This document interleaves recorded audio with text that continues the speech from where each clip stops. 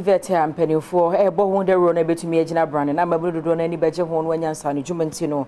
Costa Autotech Ltd, one more any Cape Coast Technical University. No, I got one of my Buma, warrior entity, a strong cocradia, my Mabunubia, war pensan, Juma, now fear man, no more that Gina Brand, and now when you're Juma, Sebi Obenya Bibi, Eddie Atoya from Pem.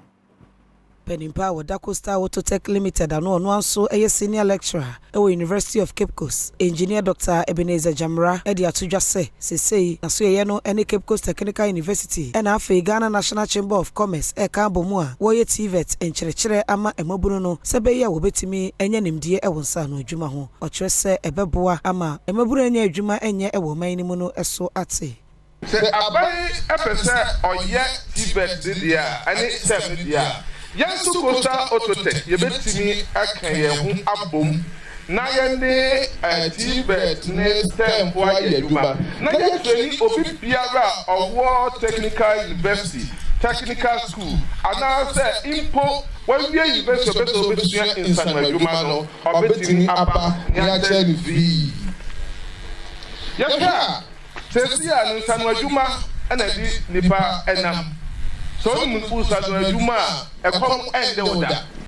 and which Vice Chancellor of Cape Coast Technical University, Professor Joshua Danso Wusu Sechere, and so Echere Muse, na so ye na ye krado, se woni adwuma ekoi ebeka bom se be ya, tirimupa wo de abeto dwa no obetimi edru ho esanse ebeboa pa, amantete no adoso.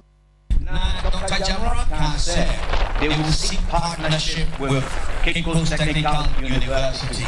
Of course, we'll be ready to partner you. Kasee, they will train our students. That is well noted. We'll be training, they also get training more. Because we now have one of the best workshops and laboratory that this country has ever seen for automobile work. Nanapoku Akins and a tetrenia with Cape Coast Regional Chamber of Commerce and Industry and no Adom Kasee train and Como. Ya biara na engineer Jamaica san oka oye skill set competency oye Cape Coast University wants to work partner chamber they work they improve skills oye yan master competency and other engineers